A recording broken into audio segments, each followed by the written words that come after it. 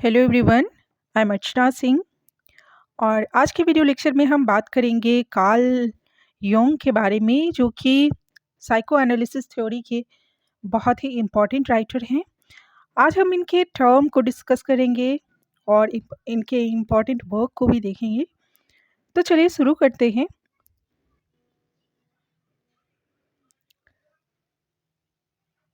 Karl Jung was founded analytical psychology and he was a Swiss psychiatrist. वो Swiss psychiatrist थे and he developed many concepts including the concepts of archetypes and collective unconscious individuation and personality types. तो ये सारे important जो उनके terms हैं इस video lecture में हम डिस्कस करेंगे। सबसे पहले इम्पॉर्टेंट वर्क्स उनके देख लेते हैं। जो सबसे पहला इम्पॉर्टेंट वर्क है वो है Psychology of the Unconscious, which was published in 1912. Then Psychological Types, which was published in 1921. Essays on Contemporary Events, which was published in 1947. And Synchronicity and Causal Connecting Principles, which was published in 1952. सब others इनके works हैं जो है the undiscovered self which was published in 1957, memories dreams reflections published in 1961 and man and his symbols which was published in 1964. Man and his symbols is also very important work of Carl Jung. So please keep in mind. अब इनकी biography देख लेते हैं। इनका जन्म हुआ था 26 जुलाई 1875 में कैसेवेले, स्विट्ज़रलैंड में।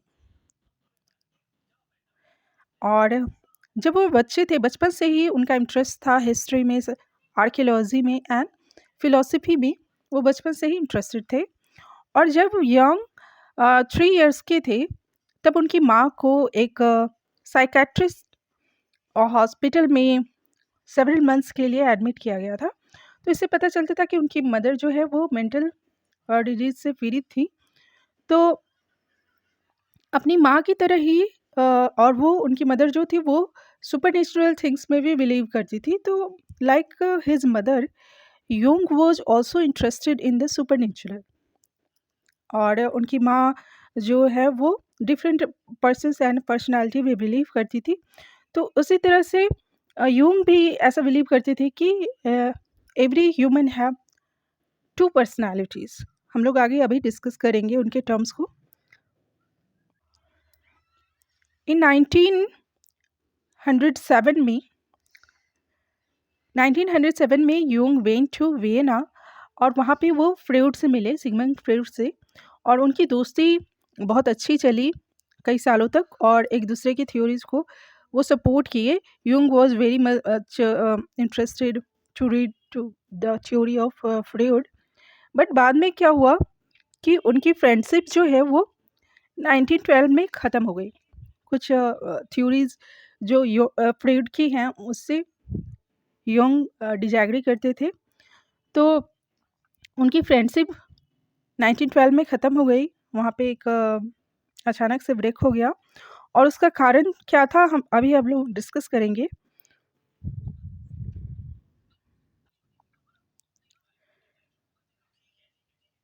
जैसे कि सम आइडियाज़ हैं फ्रॉइड के, अनकॉन्शियस के जो आइडियाज़ हैं जो फ्रॉइड ने दिया है। फ्रॉइड ने कहा है कि हमारे जो अनकॉन्शियस डिज़ायर हैं, हमारे जो रिप्रेस्ड डिज़ायर हैं, वो हमारे अनकॉन्शियस माइंड में होते हैं और वो हमारे ड्रीम में, हमारे लिटरेरी वर्क में वो अनकॉन्शियस डिज़ायर बाहर आते हैं, है ना। रिप्रेस्ड डिज़ायर बाहर आते हैं। वो रिप्रेस्ड डिज़ायर जिससे जो कि हम किसी के साथ शेयर नहीं करते, वो हमारे अनकॉन्शियस में चला जाता है। और इसके लिए फ्रॉइड ने एक थ्योरी भी दी थी आइसबर्ग की, जिसमें कि एक आइसबर्ग होता है जो कि बहुत कम ऊपर रहता है और बहुत अधिक अंदर रहता है समुद्र में, है ना? 95% वो अंदर रहता है और 5% ही ऊपर रहता है। तो कंसियस माइंड, फ्रॉइड ने कहा है कि human conscious mind is only 5% and next 95% is our unconscious mind. Okay. और फ्रॉइड ने सेक्सुअलिटी को भी काफ़ी एम्फेसिस किया है। तो यहाँ पे यूंग और फ्रॉइड में इन सब जो थ्योरीज़ है उनको लेके उनकी फ्रेंडशिप टूट जाती है और यूंग बिलीव करते हैं कि फ्रॉइड जो है वो टू मच एम्फेसिस करते हैं कहाँ पे, सेक्सुअलिटी पे, as a explanation for the mental health issues. तो मेंटल हेल्थ इश्यूज को बताने के लिए फ्रॉइड ने सबसे ज़्यादा जोर सेक्सुअलिटी पे दिया है।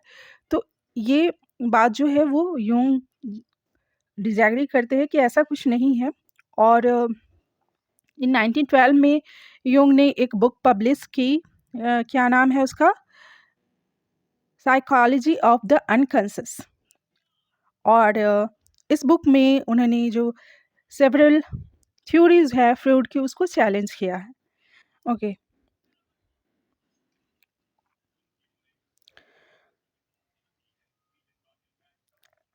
Jung disagree with Freud believes that the sexual component was only part of the human personality।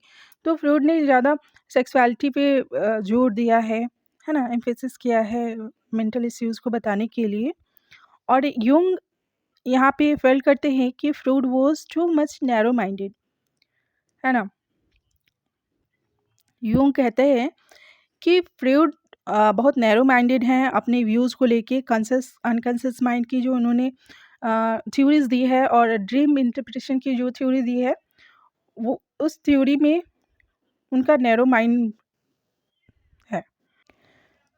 अपने मेन थ्योरीज में फ्रूड ने कहा है कि सेक्सुअल लिबिडो जो है वो हमारे अनकॉन्शियस थॉट को कंट्रोल करता है। और जब हम स्वप्न देखते हैं तो ये हमारे सेक्सुअल थॉट जो है वो हमारे ड्रीम में आते हैं, उसको कंट्रोल करते हैं।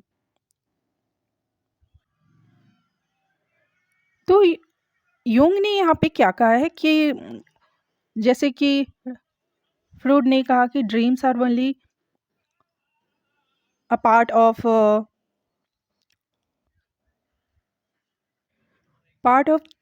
and to show the repressed desire of human psyche, but Jung has said that dream is the psyche attempt to communicate important things।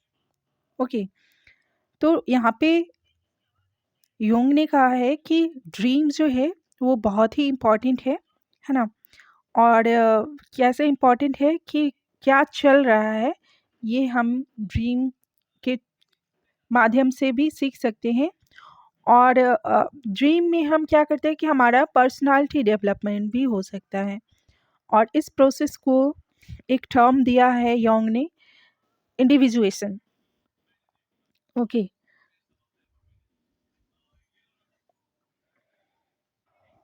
और unlike Freud, Jung believe that these were not always sexual desire that have been repressed। Jung ने कहा है कि केवल sexual desire ही नहीं है जो कि रिप्रेस्ड है ना, बट सिम्बॉलिक इमेजरी, ये भी इम्पॉर्टेंट टर्म है यूंग की, symbolic imagery which carried a variety of meanings. Okay. तो ड्रीम को एक वैरायटी ऑफ मीनिंग से भी जोड़ा है। और ये कहते हैं कि it has variety of meanings not only in the past but even in the future. Future के लिए भी बहुत सारे मीनिंग्स हम यहाँ पाते हैं। And he was the against the idea of having a strict interpretation of each dream as Freud did। तो जैसा फ्रूड ने एक स्ट्रिक्ट इंटरप्रिटेशन दिया है ड्रीम के लिए, तो इसके अगेंस्ट थे यूंग।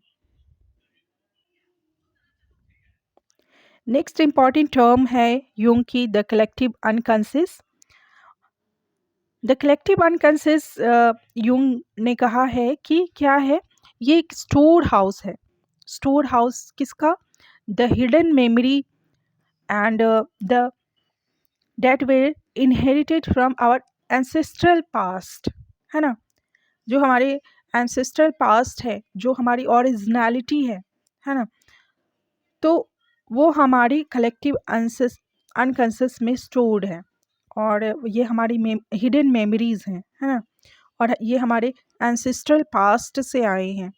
तो कलेक्टिव अनकॉन्शियस का ये टर्म जो दिया है यंग ने, इसको उसने आर्किटाइप से जोड़ा है, and the collective unconscious are known as the archetype.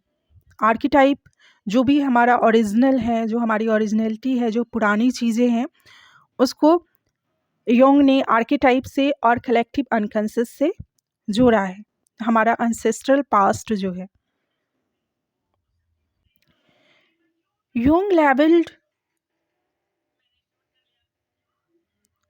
Jung claimed to identify a large number of archetypes but paid special attention to four. Okay. Jung labeled these archetypes as the self, the persona, the shadow, the anima and the animus. तो यहाँ पे self के बारे में क्या कहा है Jung ने? सेल्फ के लिए कहा है कि जो भी हम ट्रू हमारा नेचर है ना, जो भी हम अपने बारे में हम क्या सोचते हैं, वो जो सेल्फ है, जो हमारी यूनिटी है, जो हमारी पूर्णता है ना, जो हमारी सेल्फ की पर्सनालिटी है, उसको एक आर्केटाइप के रूप में यहाँ पे बताया है और इसको सेल्फ कहा है। नेक्स्ट है पर्सोना। पर्सोना क्या है?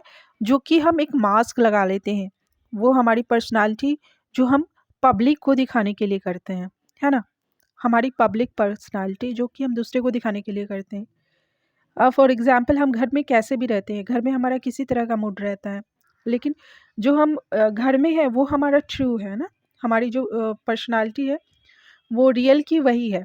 बट हम जब बाहर जाते हैं तो हमारा सारा कुछ चेंज हो जाता है ना, हम कितना भी उदास हो बट हम एक पब्लिक में जाके हम उसके अकॉर्डिंग बिहेव करने लगते हैं। तो ये हमारा पर्सोना है, जो हम पब्लिक के सामने दिखते हैं। हमारा रियल सेल्फ दूसरा है, बट हम एक मास्क लगा लेते हैं पब्लिक के सामने आने पे, है ना। तो ये हमारा पर्सोना। नेक्स्ट क्या है? The anima. Anima the feminine side of a man. Man का जो फेमिनिन साइड है वो क्या है? Anima. And animus the masculine side of a women. Animus क्या है? Masculine side of a women. तो ये सारे टर्म्स जो है वो दिया है योंग ने। नेक्स्ट जो टर्म है the shadow, the dark cruel side of us. Okay, shadow क्या है? The dark cruel side of us that contains animal urges and feelings of inferiority. Feelings of inferiority जो है वो क्या है? वो शैडो में है। नेक्स्ट क्या है? नेक्स्ट योंग ने 2 टाइप्स ऑफ पर्सनालिटी को बताया है कि every human have 2 types of personality, one is extrovert and one other is introvert. जैसे कि बहुत जो पीपल्स होते हैं, बहुत ह्यूमन बींग्स होते हैं जो कि एक्सट्रोवर्ट होते हैं, वो अपने फीलिंग्स को अच्छे से एक्सप्रेस कर पाते हैं, है ना, और उनकी एक्टिविटीज़ सोशल इन्वॉल्वमेंट्स में होती है, वो सबसे अच्छे से बात कर लेते हैं, है ना। लेकिन जो इंट्रोवर्ट पीपल होते हैं वो क्या करते हैं? वो इनर होते हैं, आंतरिक रूप से अपने में रहते हैं, वो अच्छे से कम्युनिकेट नहीं कर पाते हैं।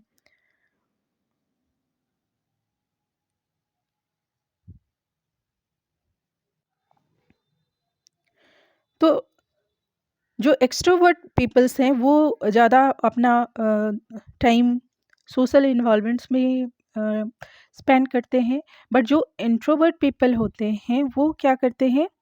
वो interested in the life of mind then the events of outside worlds. वो माइंड के जो हमारे दिमाग में क्या काम हो रहा है, उसको पढ़ने में, उसको स्टडी करने में ज़्यादा इंटरेस्टेड होते हैं, बजाय कि आउटसाइड हमारे बाहरी दुनिया में क्या हो रहा है उसको, है ना? तो आज की वीडियो लेक्चर हम यहीं पे स्टॉप करते हैं। नेक्स्ट जो इम्पोर्टेंट राइटर हैं साइको एनालिटिक क्रिटिसिज्म के, उसको हम डिस्कस करेंगे। Till then, good bye, stay blessed.